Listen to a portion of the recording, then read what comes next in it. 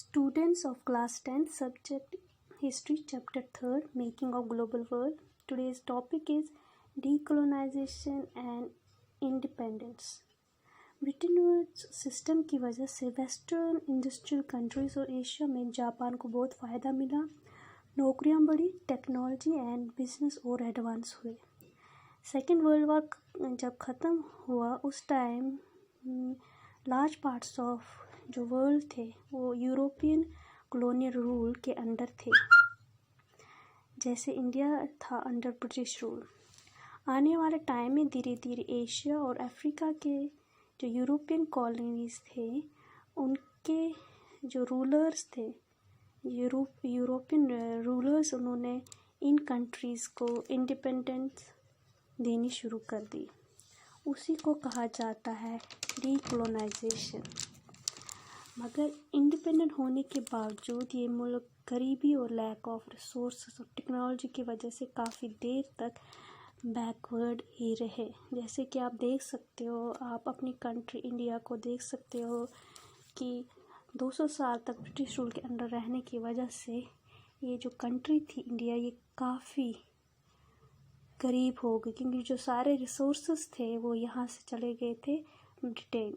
वैसे ही African countries के साथ भी ऐसे, उनके भी जो सारे रिसोर्सेज हैं उनको बहुत ज़्यादा यूटिलाइज़ करके उसका जो फ़ायदा है वो सिर्फ यूरोपियन कॉलोनियल पावर्स को ही मिला। ब्रिटेन वुड्स सिस्टम स्टार्टिंग में इन कंट्रियों को अफोर्ड करने में अनसक्सेसफुल रहा, क्योंकि ब्रिटेन वुड्स सिस्टम ज़्यादा इंडस्ट्रियल कंट्रीज़ की प्रॉब्लम को देखकर बना गया था। वो इसके लिए जो ये न्यूली इंडिपेंडेंट कंट्रीज़ थी उनकी एक्सट्रीम पॉवर्टी के लिए उनके पास कोई भी प्रोग्राम नहीं था। इसीलिए जो ब्रिटेन वुड्स सिस्टम था इसका फ़ायदा ज़्यादा इंडस्ट्रियल कंट्रीज़ को ही मिला और वो डेवलप होते रहे। मगर जो ये थे न्यूली इंडिपेंडेंट कंट्रीज़ थी उनको उसका वो कम ही फ़ायदा मिला। After 1960s, the decolonized developing country organized themselves as a group, the Group of 77, G77, to demand a new international economic order, NIEO. यानी कि आफ्टर 1960 जो डीकोलोनाइज कंट्रीज थे, न्यूली इंडिपेंडेंट कंट्रीज थी, उन्होंने यूनाइटेड नेशंस में जाकर ये सलाह दी कि हमें भी जो ये वर्ल्ड बैंक है और IMF है इनका फ़ायदा उन्हें भी मिले, ना सिर्फ इंडस्ट्रियल कंट्रीज़ को। नीओ से यानी कि NIEO से इन डेवलपिंग कंट्रीज़ का मकसद था कि उनको पूरा कंट्रोल हो अपनी कंट्रीज़ के रिसोर्सेज पे, उनको मोर असिस्टेंस दी जाए, सही दाम दे इंडस्ट्रियल डेवलपिंग कंट्री उनके रॉ मटेरियल्स यहाँ से ले जाते हैं और मैन्युफैक्चर प्रोडक्ट्स और उनके मार्केट्स में जो होते हैं उनका वो सही दाम दें। G77 कंट्रीज़ डेवलप्ड कंट्रीज़ की जो वर्ल्ड मार्केट में वो उनका वो था रूल, वो ख़त्म करना चाहते थे। वो चाहते थे G77 कंट्रीज़ कि पूरे वर्ल्ड की कंट्रीज़ के लिए उनको बराबर हिस्सेदारी मिले in world market without any bias, any partiality. End of Bretton Woods and beginning of globalisation. 1970s के आते आते ब्रिटेन वुड्स सिस्टम ख़त्म हो गया, क्योंकि अमेरिका में अब फाइनेंस सिस्टम था वो उसमें ज़्यादा ताकत नहीं रही थी। और भी कंट्रीज़ में और भी जो कंट्रीज़ थे अमेरिका के इंडस्ट्रियल सिस्टम को कंपटीशन दे रहे थे। इसीलिए कुछ टाइम के बाद जो डॉलर था वो ऐसी स्ट्रेंथ नहीं बना पाया जैसे आफ्टर वर्ल्ड वॉर सेकेंड।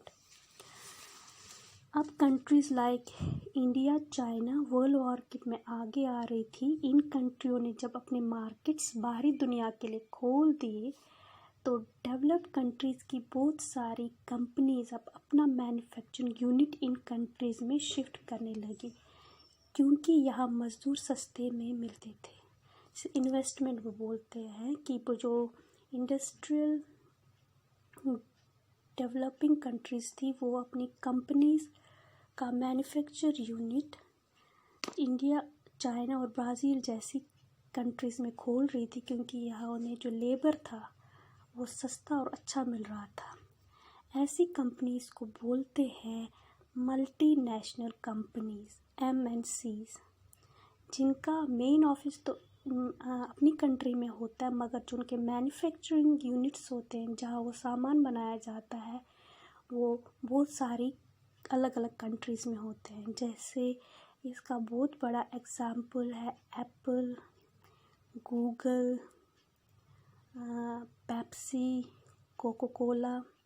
जो इनका मेन ऑफिस है वो अमेरिका में है, मगर जो इन सब के मैन्युफैक्चरिंग यूनिट्स है जहाँ ये बनाए जाते हैं, बहुत सारी कंट्रीज़ में बनाए जाते हैं इनके प्रोडक्ट्स। तो ऐसी कंपनीज़ को बोलते हैं मल्टीनेशनल कंपनीज़। इन सब की वजह से मल्टीनेशनल कंपनीज़ का इंडिया और चाइना और बाकी डेवलप्ड कंट्रीज़ में खुलने की वजह से यहाँ के लोगों को रोज़गार मिला और पैसा आया, उनका लिंक स्टैंड बढ़ने लगा और इन कंट्रीज़ है वो डेवलपमेंट की राह पे चलने लगी। इन कंट्रीज़ में रैपिड डेवलपमेंट आया। So student, this is the end of this chapter. तो आपने इस चैप्टर में पढ़ा कि कैसे 17th सेंचुरी के बाद दुनिया में बहुत बड़ी चेंजेस आई, कि पहले कंट्रीज़ 17th सेंचुरी डिसकनेक्टेड थे, मगर आफ्टर 17th सेंचुरी ये सारी कंट्रीज़, वर्ल्ड की जो कंट्रीज़ थे वो कनेक्टेड हो गई। तो इस सिस्टम आए हैं जिसे आप ग्लोबल सिस्टम बोलते हैं, कनेक्टेड हो गई। तो इस टाइम 2020 में इस ग्लोबल सिस्टम का बहुत बड़ा एग्ज़ाम्पल है, जीता जागता एग्ज़ाम्पल, कोरोना वायरस, जो दुनिया की एक कंट्री में स्टार्ट हुआ, चाइना, मगर क्योंकि दुनिया आज एक ग्लोबल वर्ल्ड है, इसकी वजह से ये पूरी दुनिया में फैल गया। Thank you.